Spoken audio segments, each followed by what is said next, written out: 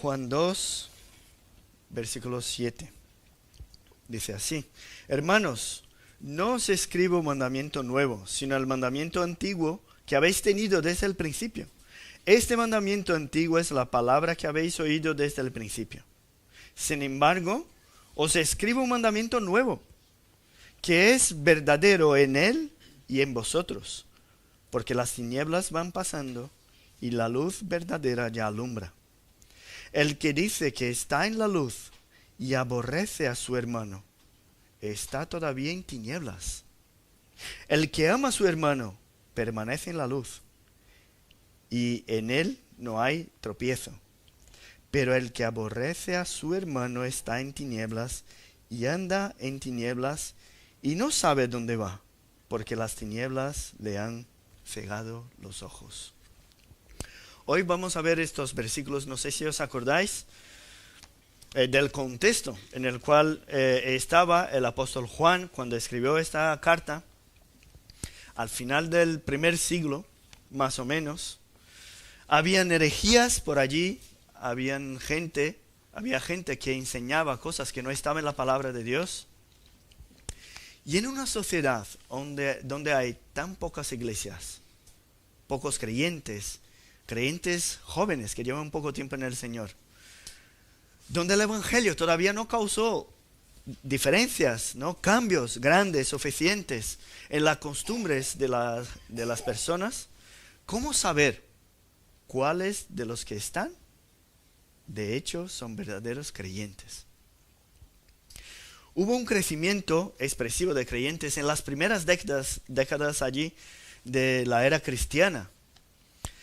Y con el crecimiento también hubo mucha confusión.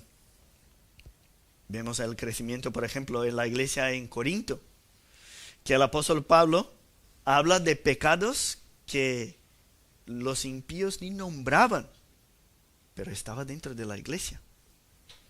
Habían líderes que peleaban, dividiendo la iglesia, diciendo, ese es el evangelio de Apolo, de Pablo.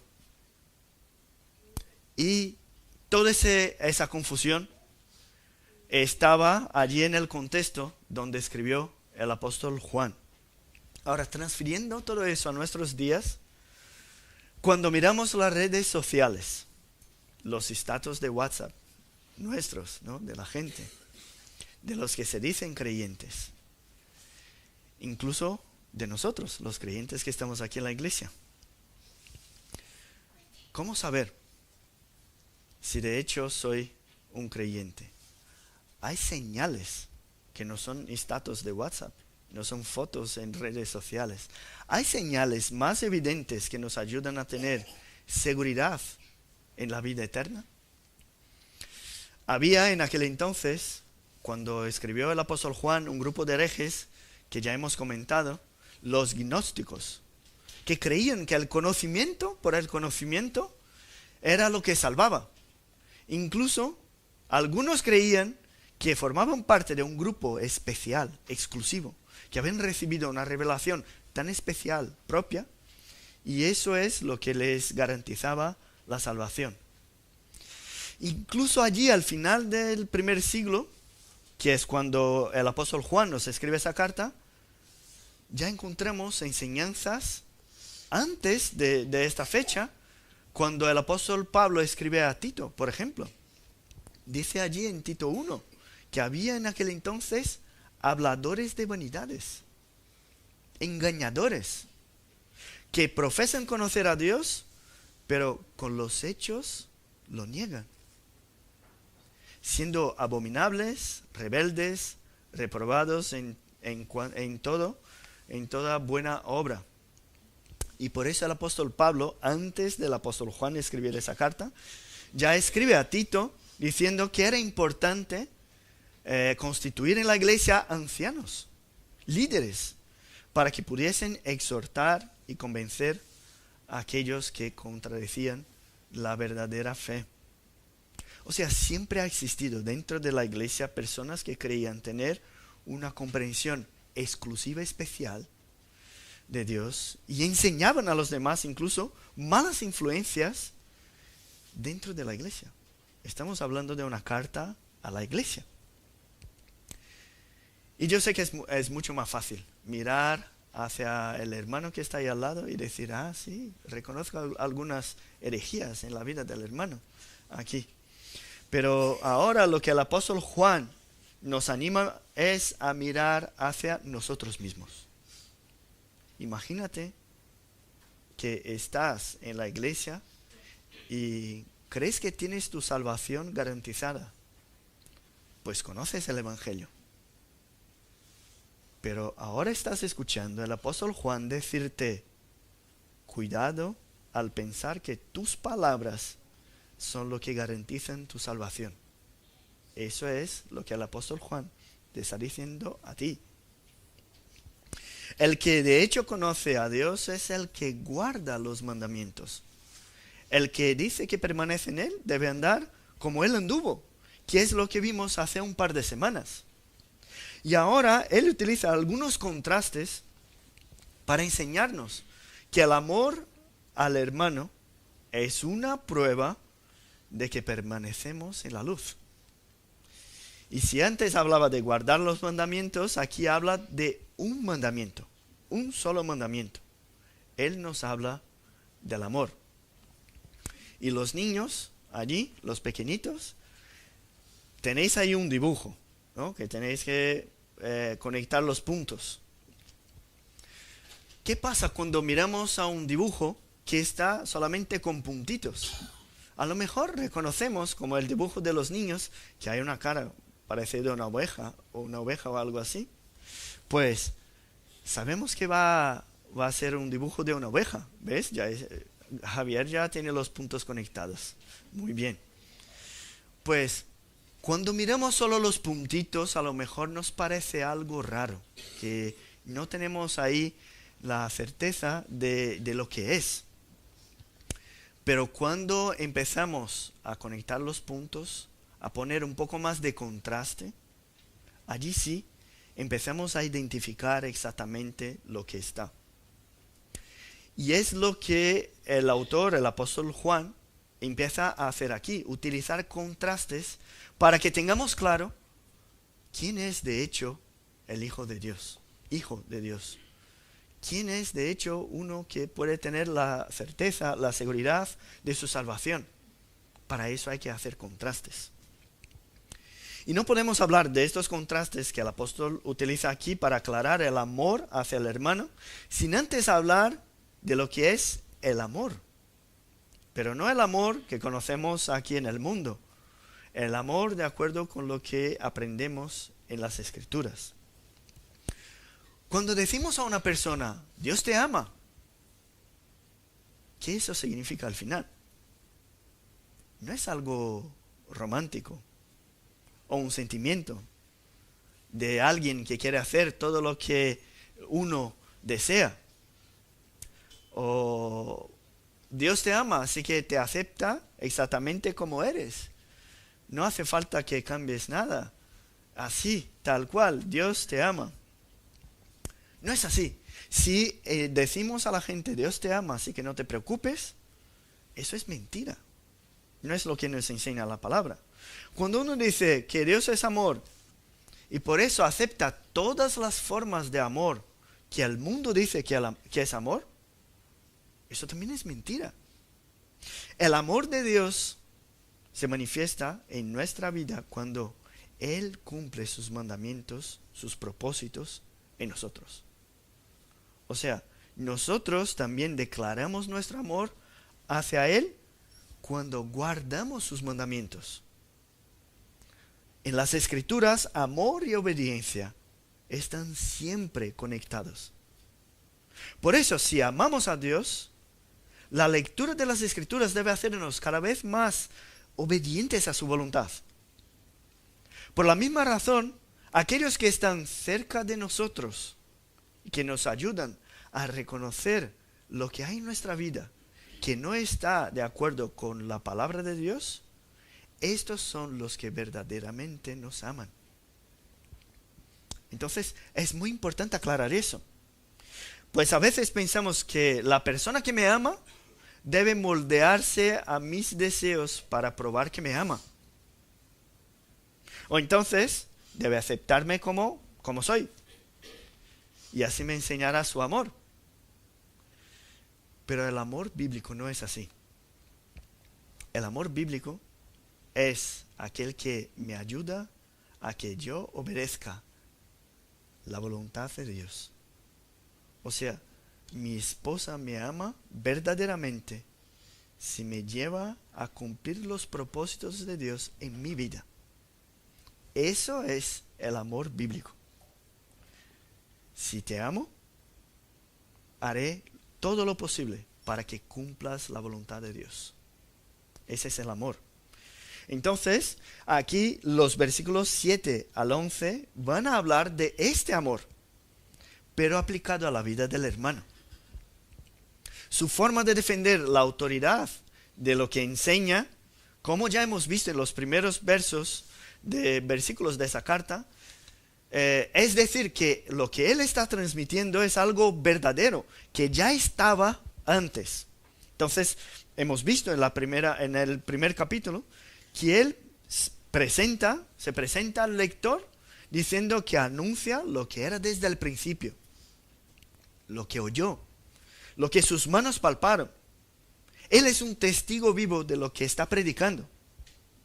Y su enseñanza no ha cambiado a lo largo de su vida. Por eso dice, lo que os he enseñado desde el principio. O sea, es la misma enseñanza. De aquí sale la autoridad de sus palabras.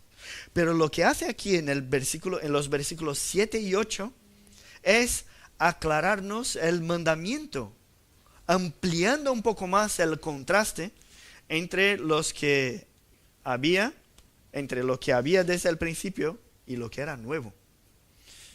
Porque vemos aquí en la primera palabra del versículo 7 la relación cercana que el apóstol Juan tenía con sus lectores. Antes les había llamado hijitos míos. Ahora les llama hermanos, o en otra traducción, amados o muy amados. Y utilizar ese vocativo de amados para hablar del amor es muy adecuado. Está diciendo, vosotros sois muy amados por mí y por Dios. Por eso les llamo así. Y él nos dice que no les escribe mandamiento nuevo, sino antiguo, en el versículo 7. Ahora, en el versículo 8 dice, sin embargo, os escribo un mandamiento nuevo. ¿Cómo funciona eso?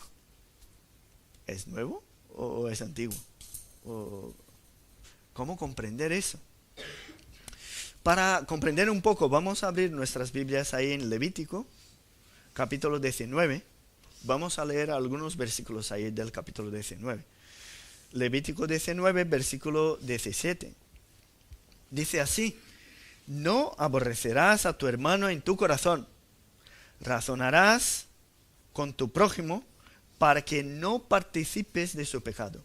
No te vengarás, ni guardarás rencor a los hijos de tu pueblo, sino amarás a tu prójimo como a ti mismo. Yo, Jehová. Eso es lo que dice allí en Levítico. Ahora, los versículos 33 y 34 de Levítico 19 dice, cuando el extranjero morare con vosotros en vuestra tierra, no le oprimiréis. Como un natural de vosotros tendréis al extranjero que mora entre vosotros, y lo amarás como a ti mismo. Porque extranjeros fuisteis en la tierra de Egipto. Yo, Jehová, vuestro Dios. A ver, vemos aquí, en la ley de Moisés, ya estaba el mandamiento de amar al prójimo como a ti mismo. Y que este mandamiento se extendía al extranjero incluso, que vivía entre ellos. Y en aquel tiempo, estos mandamientos tuvieron su aplicación y fueron seguidos por el pueblo de Dios. Pero, como vemos en las enseñanzas del Nuevo Testamento, lo que era nuevo, lo que Jesús enseñó, no vino para sustituir el antiguo, sino para cumplirlo. Jesús, cuando enseñó allí en el Sermón del Monte, nos dice que no vino para abrogar la ley, sino para cumplirla. Y lo que hace Jesús es ampliar la visión que el mandamiento tenía en el pasado para que ahora fuese comprendido y practicado por su pueblo en todas las naciones, no solamente entre los judíos. Jesús revela el verdadero sentido de los mandamientos y la forma adecuada de aplicarlos. Vamos allí al Nuevo Testamento, al Mateo, Evangelio de Mateo, capítulo 5, versículo 17. Dice así: no penséis que he venido para abrogar la ley o los profetas. No he venido para abrogar, sino para cumplir. Y en todo ese bloque, si miramos allí, algunos versículos más adelante, todo ese bloque, Jesús va a interpretar la ley del Antiguo Testamento y la amplía, dándole el significado que se debe. Por eso dijo allí, en esas palabras: oísteis que fue dicho. O sea, está hablando de algo antiguo. Y en el versículo siguiente dice: pero yo os digo. Y no niega lo que está en el antiguo, sino amplía. Algunos versículos que hablan eso. El 21 de Mateo 5: oísteis que fue dicho a los antiguos. El 22: pero yo os digo. Una interpretación de lo antiguo, algo nuevo dentro del antiguo. El versículo 27 y 28 igual: oísteis que fue dicho, pero yo os digo. Sigue el 31 y 32: también fue dicho, pero yo os digo en el 32. Y eso va y se repite en cada una de las nuevas interpretaciones del mandamiento que era antiguo. Hasta llegar allí en el versículo 44. 43 dice: oísteis que fue dicho, amarás a tu prójimo y aborrecerás a tu enemigo. Aquí está citando el texto de Levítico que hemos leído. El 44: pero yo os digo, amad a vuestros enemigos, bendecid a los que os maldicen, haced bien a los que os aborrecen, y orad por los que os ultrajan y os persiguen. Sigue hasta el 48 hablando del amor y cómo interpretar el mandamiento que hablaba del amor al prójimo allí del Antiguo Testamento. Él no dice que tenemos que aborrecer al enemigo. Dice que debemos amar a nuestros enemigos. Eso no es nuevo, estaba allí. Y vemos la importancia de esa comprensión adecuada de la ley, incluso cuando enseñaba la parábola del buen samaritano. Porque el escriba le preguntó: ¿pero quién es mi prójimo? Y Jesús le enseña la parábola del buen samaritano. Y muchos allí creían que el prójimo era alguien de su ciudad, un judío de su ciudad. Incluso había mandamientos que decían que la gente tenía obligación con niños y huérfanos dentro de su pueblo, dentro de su ciudad. Pero si era un huérfano de otra ciudad, una ciudad vecina, aunque fuese judío, ya no había obligaciones. Pero eso no es lo que estaba en las Escrituras. Y por eso, cuando Jesús enseña la parábola del buen samaritano, dice que el prójimo es el que actúa con misericordia, ¿no? Que el significado de amar al prójimo es actuar con misericordia a los que necesitan misericordia. Da igual, el pueblo, la nación. Incluso en el Evangelio según Juan, si podéis abrir ahí Juan, Evangelio de Juan, capítulo 13, el versículo 34 dice así: Jesús hablando, un mandamiento nuevo os doy, que os améis unos a otros. Ahora vamos a ver qué hay de nuevo en ese mandamiento. Si lo encontramos allí en la ley de Moisés. El versículo 34 de Juan 13 dice: como yo os he amado, que también os améis unos a otros. Y aquí empezamos a comprender lo que era antiguo en el mandamiento y ahora lo que hay de nuevo. Es verdad, el apóstol Juan no quiere decirnos que está enseñando una nueva doctrina, una teología diferente. Quiere asegurar que lo que enseña es lo que estaba ya. Pero hay algo más en ese contraste entre el antiguo y el nuevo. El contenido del mandamiento sigue igual, pero la aplicación ahora es diferente. Ahora tenemos al ejemplo del propio Dios que habitó entre nosotros para enseñarnos qué es el amor al prójimo. Él nos enseñó con sus palabras, Jesús nos enseñó con sus palabras, pero también nos enseñó con los ejemplos prácticos. Jesús le da mucha más importancia y lo amplifica. Y en Jesús, el mandamiento antiguo de amar al prójimo se hace nuevo, porque vemos el cumplimiento, la maravilla que es en la práctica el amor al prójimo, porque Jesús es la expresión máxima de todas las escrituras. Es el hilo que conecta todas las cosas. Él cumplió la ley y nos enseñó la manera adecuada de cumplirla. Ahora, no debemos desechar el antiguo en detrimento del nuevo, sino que lo que debemos hacer es comprender uno a la luz del otro. Y es eso lo que el apóstol nos está enseñando aquí. Por eso conocer el amor de Dios, el amor que está en Cristo, no es ir en contra del Dios del Antiguo Testamento. Mis hermanos, había una herejía así que estaba destruyendo la iglesia en aquel entonces. Una ruptura entre el Dios del Antiguo y del Nuevo. No, aquí está diciendo que tanto uno como el otro son lo mismo. Si Cristo es el verbo creador, entonces hablar de Jehová ahí en el Antiguo Testamento es hablar de la divinidad que incluye a Cristo también.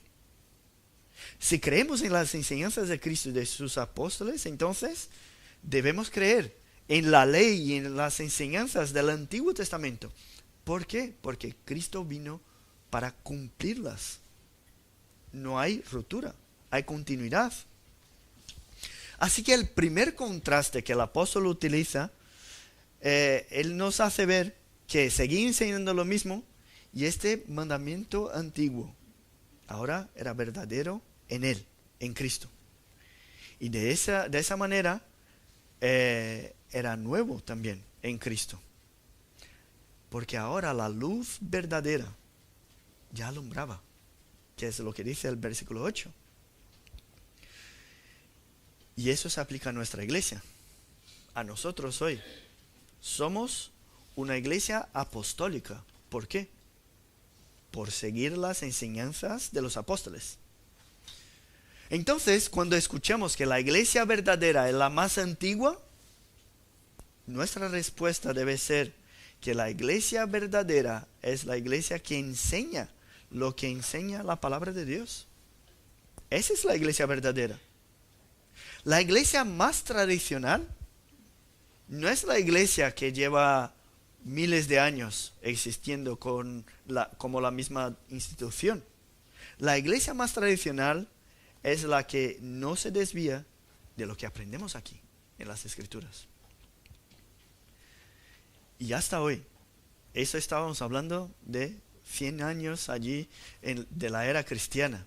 Hasta hoy hay tanta confusión en lo que de hecho es tener una relación personal con Dios, que no nos debería extrañar que eso ya hubiera empezado en las primeras generaciones del cristianismo. Pensar que el conocimiento teórico de Dios es suficiente para garantizar la salvación, o que la fe no está vinculada a la ética, o sea, lo que hago dejo de hacer, da igual. La fe no está vinculada a la ética. Esas eran las creencias de aquel entonces.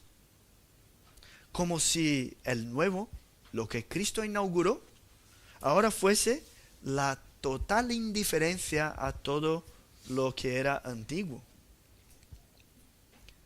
El nuevo era como si estuviese negando el antiguo. Y a pesar de que eso no es algo que sale de las Escrituras, hay gente que dice que hay que adaptar los mandamientos a la cultura y a la época, hasta hoy. Y para eso se niega lo que enseña la palabra de Dios. Pero no es eso lo que encontramos en las Escrituras. No podemos adaptar la palabra de Dios a nuestra cultura, a nuestra tradición, al punto de negar lo que la propia palabra nos dice. Y si miramos la historia de España, lo que encontramos aquí es una tradición cristiana, pero sin Cristo. Hoy en día uno puede ser cristiano, de acuerdo con nuestra cultura, puede ser cristiano sin conocer los mandamientos de Dios. Puede ser cristiano sin seguir a Cristo. Puede ser cristiano a su manera. Hay todavía una confusión entre decir que soy algo y actuar conforme a lo que digo que soy. Un ejemplo más práctico, y hablando con los niños, ya tenéis ahí el dibujito listo, ¿no? Seguro. Hablando con los niños, ¿qué pensáis de esa situación? Si llegas a tus padres y dices, mira, papá, cómo soy obediente, sigo todo lo que dices, hago todo lo que me pides y tal, pero el papá se va y haces lo que te da la gana. Te juntas con tus amiguitos y ya te olvidas de todo lo que has dicho a tu papá. Y seguro que si hablo con los niños que tenemos aquí, ellos saben lo que se puede o no se puede hacer. Pero delante del papá dice algo y dice que es obediente. Pero cuando sale, ya, como el papá no está, pues hago lo que me apetece. ¿Qué pensáis? ¿Un niño que actúa de esa manera es un niño obediente? ¿De hecho obediente? No, ¿verdad? Pues eso es claro. Para nosotros, los adultos, también nos pasa algo parecido. Por ejemplo, en el cuidado de nuestro matrimonio. Los que estamos casados, enseñamos a la gente el matrimonio fantástico que somos. El ejemplo de amor, de cuidado, de comprensión, de respeto. Pero cuando estamos solo los dos, solos, allí, a solas, dentro de casa, dejamos que todo el orgullo salga. Menospreciamos uno al otro. Nos gritamos uno al otro. Nos faltamos al respeto con palabras y con hechos. Pero en las fotos de nuestro perfil, ¡qué maravilla! Los paseos, ¡qué perfección de matrimonio! Ahora, os pregunto a vosotros los mayores, ¿no? ¿Hay verdadero amor en este matrimonio? Y os recuerdo lo que es el amor. Amar es actuar para que se cumpla la voluntad de Dios. Y estos 3 últimos versículos que hemos leído hoy nos traen 2 contrastes más para que comprendamos la autenticidad de nuestra fe.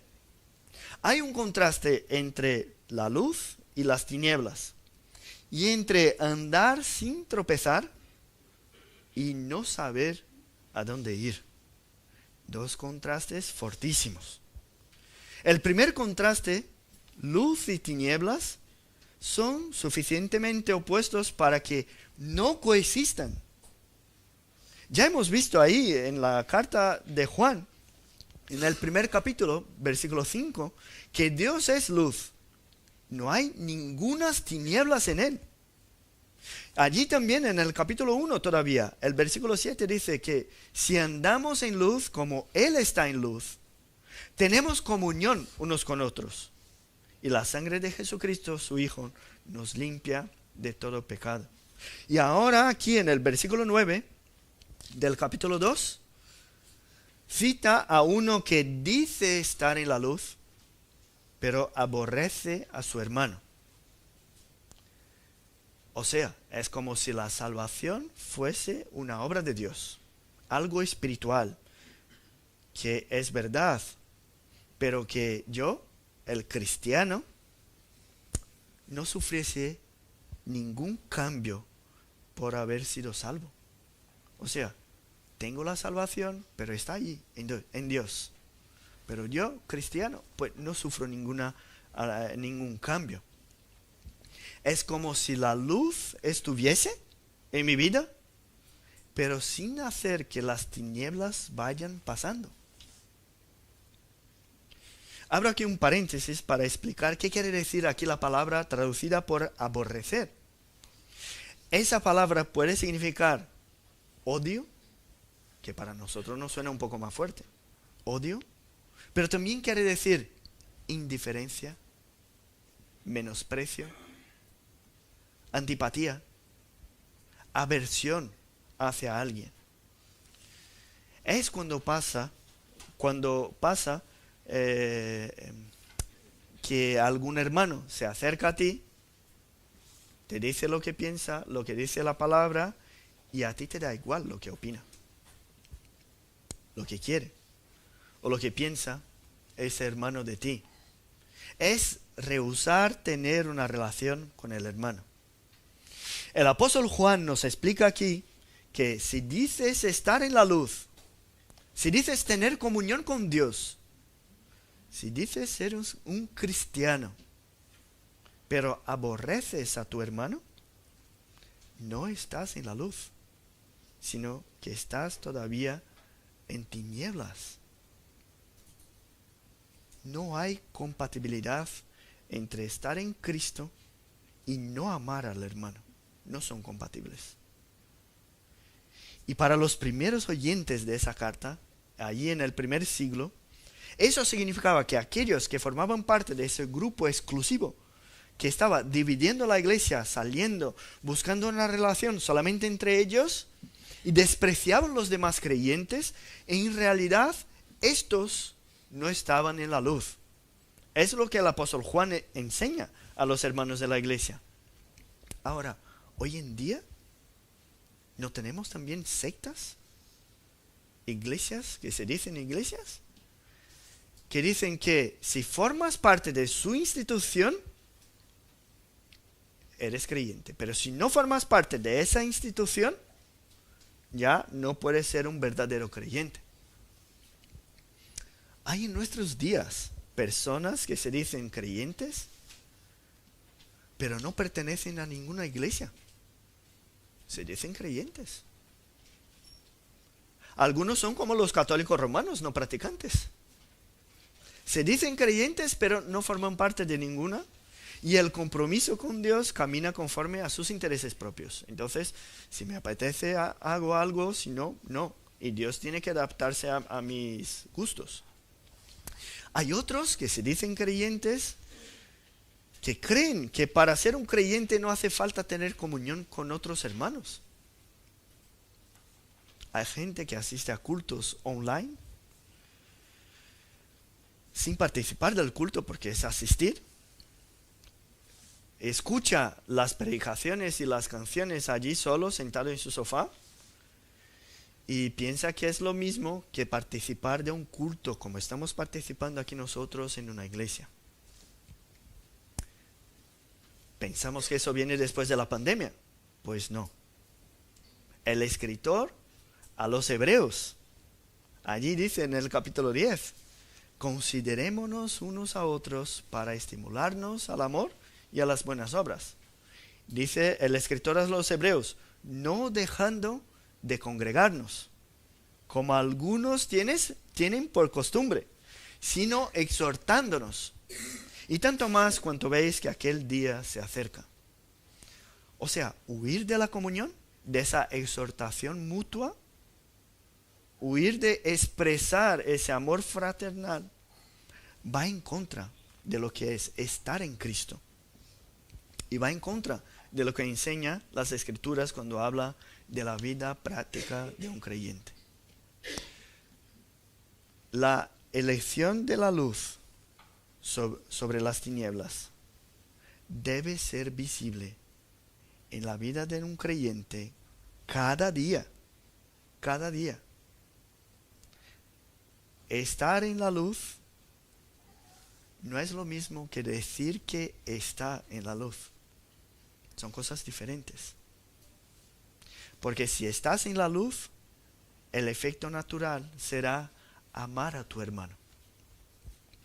Ahora, si dices estar en la luz, pero menosprecias, odias, eres indiferente o rehusas tener relación con tu hermano, en realidad dices estar en la luz, pero estás en tinieblas.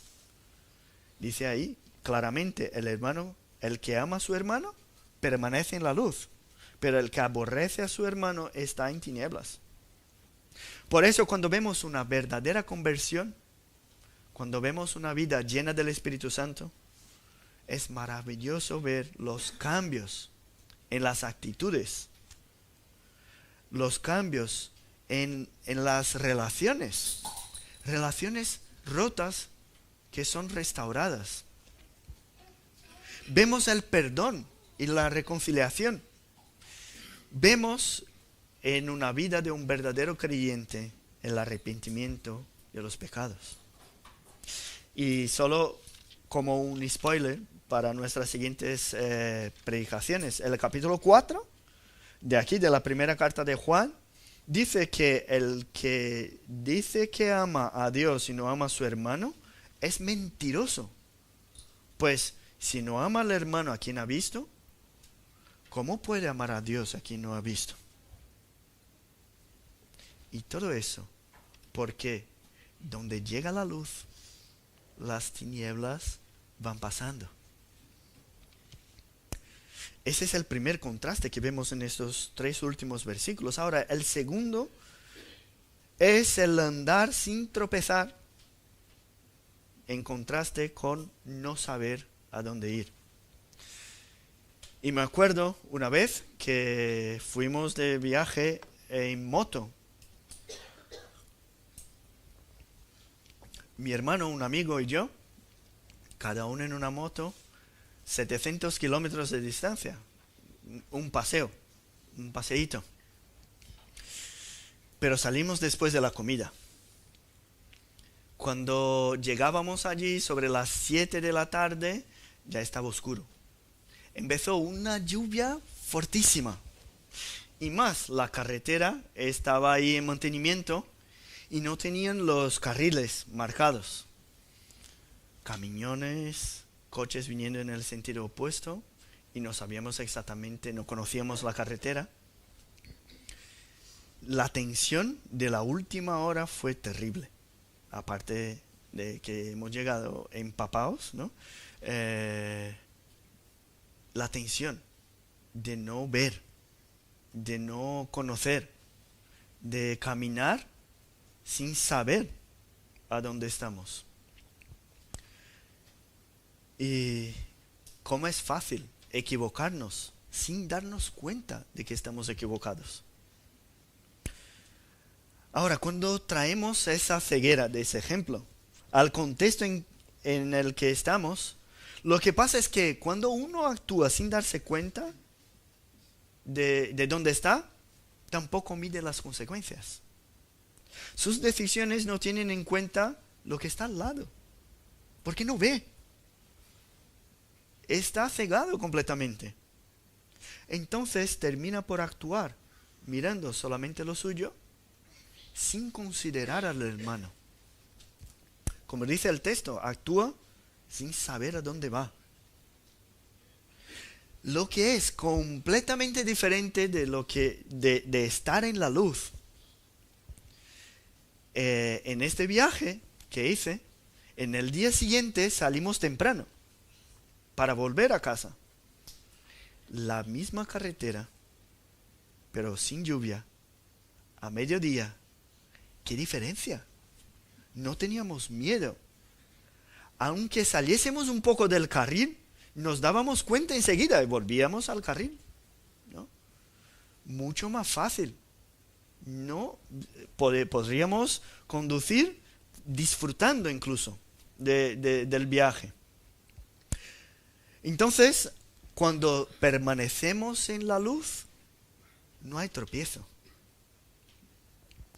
La señal visible de que estás en la luz, de que estás en Dios, no es lo que dices de tu espiritualidad. La prueba de que estás en la luz es el amor que demuestras a tu hermano. La luz de los que están en Cristo tiene que ser visible en tus hechos. Nuestro comportamiento hacia los demás refleja al final nuestra condición espiritual. Demuestra si estamos cegados por las tinieblas o si estamos caminando sin tropiezos.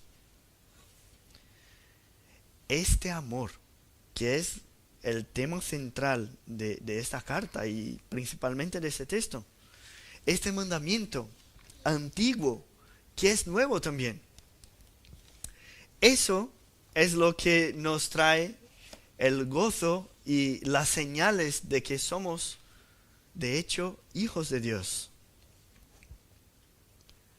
Y ese amor encuentra la expresión máxima en Cristo, en sus ejemplos. Él es, el amor es verdadero en Él. Y dice el versículo 8 que es verdadero en Él y en nosotros. ¿Por qué? Conocemos este amor porque Cristo nos amó. Pero si estamos en Él, su amor debe reflejarse en nuestras actitudes, en nuestras relaciones. Conocer a Cristo es alumbrar nuestro camino para que no haya tropiezo. Ahora, si declaras estar en la luz, pero cuando miras tus hechos, tus actitudes en tus relaciones, el amor al prójimo, y no encuentras este amor, no encuentras ejemplos vivos, prácticos en tu vida, hoy todavía hay esperanza. Hoy todavía hay medios.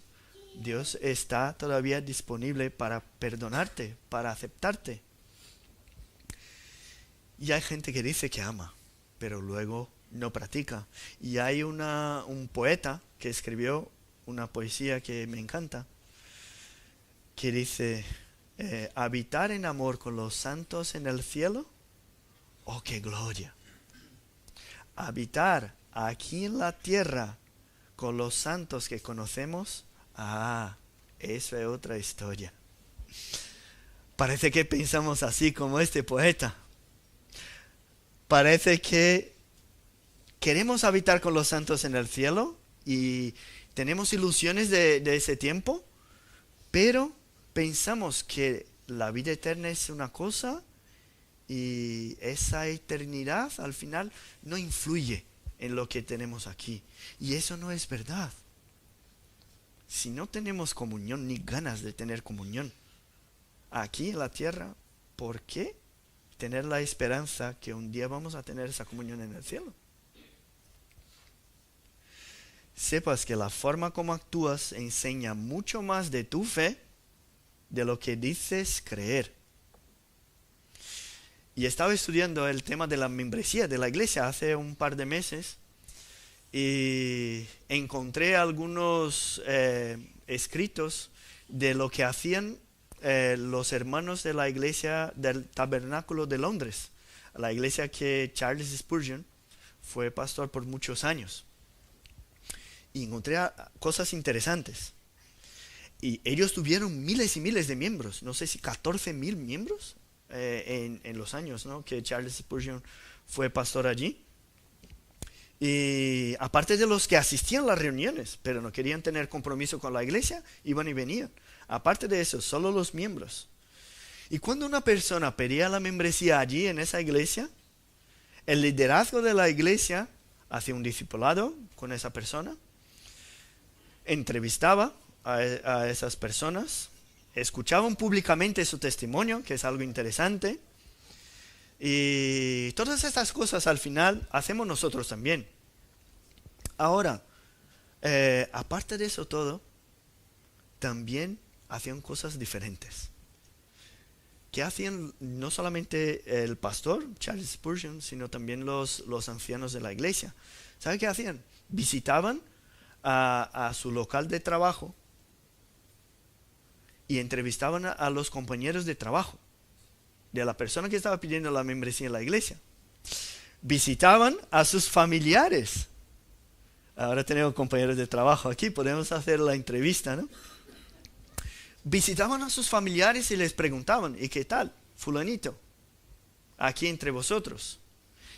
Tocaban las puertas de los vecinos y preguntaban, ¿y este que vive allí? ¿Qué os parece? Hacían entrevistas con la gente que estaba alrededor y es curioso porque lo que ellos querían saber es, ¿hay cambios en la actitud de esa persona porque se dice creyente? Está bien, ¿no? Pensar de esa manera. Y cómo es importante reconocer la demostración de la fe en nuestras relaciones. Porque si la luz verdadera ya alumbra, las tinieblas van pasando. Si no hay pruebas de la luz en tu vida, mi amigo, es porque todavía estás en tinieblas. ¿Y por qué el apóstol Juan escribe estas cosas? ¿Por qué nos escribe eso? Dice, para que no pequemos. Ahí en el versículo 1 de ese capítulo 2. Os escribo esas cosas para que no pequéis. Mis hermanos, hoy es día de arrepentimiento. Porque la luz que hay en Cristo es suficiente para echar fuera toda la oscuridad del pecado que hay en tu vida. Él es nuestro abogado y también el pago de nuestra deuda. Él viene y trae luz. La decisión por Cristo cambia tu vida de las tinieblas a la luz. Por el que dice que permanece en Él, aquel que dice que permanece en Él, debe andar como Él anduvo. Debe amar como Él ama. Más allá de profesar una fe sin frutos. Cada una de nuestras relaciones debe estar impactada por esa luz. Esa luz no eres tú. Esa luz es Cristo. Toda la bondad que hay en tu vida no es tuya. Toda la capacidad para cambiar tus relaciones no está en ti, sino en Cristo. No es por tus obras que llegarás a la reconciliación, sino por las obras de Cristo. Y concluyendo ya, estamos en el último domingo del año, el antiguo. El domingo que viene ya estaremos en el nuevo. Y es curioso hablar del antiguo y el nuevo justo en este domingo que nos ha tocado el texto.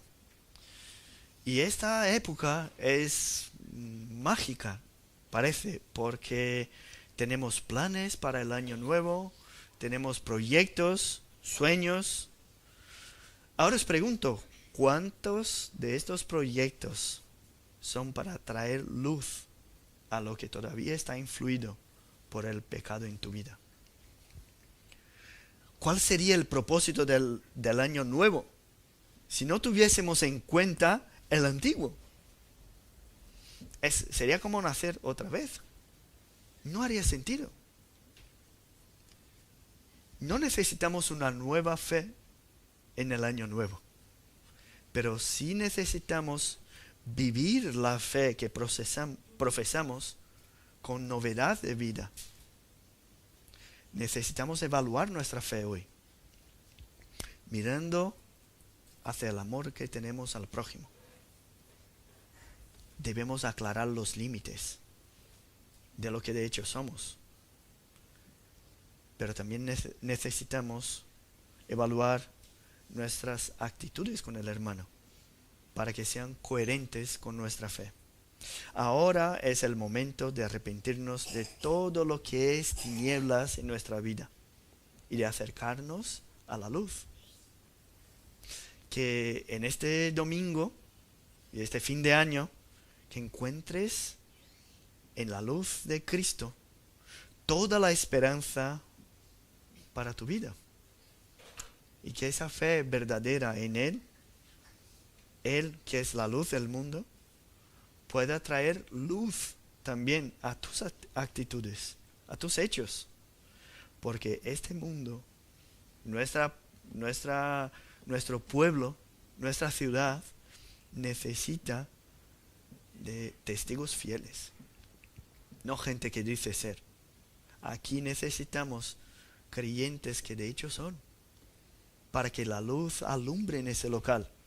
Y para que la gente conozca que Cristo es la luz del mundo. Vamos a orar. Te damos las gracias, Padre, porque tú has traído luz a nuestra vida y reconocemos dentro de nuestra familia relaciones que estaban rotas y tú con tu luz has venido y nos has hecho ver nuestros errores, nuestros fallos, nuestros pecados. Y ahora, delante de nuestros pecados, reconocemos que tantas veces somos incapaces de cambiar. Miramos y no vemos una salida. Pero creemos que cuando llegas en nuestra vida, tu luz hace que las tinieblas se vayan. Te pedimos, Padre, por cada uno de nosotros que estamos aquí, que tú nos ayudes a reconocer los caminos para que no haya tropiezo en nuestro caminar. Te pedimos, Padre, que tú alumbres nuestra vida para que seamos cada vez más parecidos a Cristo y que alumbremos el mundo donde vivimos. Te pedimos por esta iglesia, por las familias aquí representadas, que tú nos des la conciencia de los pecados que todavía tenemos para que tu luz, tu palabra, alumbre nuestra vida y seamos conscientes de cada uno de nuestros fallos y nos volvamos a ti humildemente, pidiéndote perdón. Y te pedimos, Padre, que tú nos aceptes. Te pedimos que tú nos perdones, que tú traigas esa luz en nuestra vida. No queremos, Padre, decir algo y actuar de una manera diferente. No queremos decir que creemos en Cristo, pero no caminar como Él. Ayúdanos, Padre, porque solo vamos a poder si tú nos das tu Santo Espíritu, si tú nos llenas de tu Santo Espíritu. Por eso te pedimos en esta mañana que tú nos llenes, para que seamos testigos fieles de esa luz, para que nuestra luz alumbre a nuestros vecinos, a nuestros familiares. Esa luz que es un reflejo de la luz de Cristo, no es nuestra, pero que eso traiga luz a nuestro día a día. Bendícenos en el nombre de Jesús. Amén.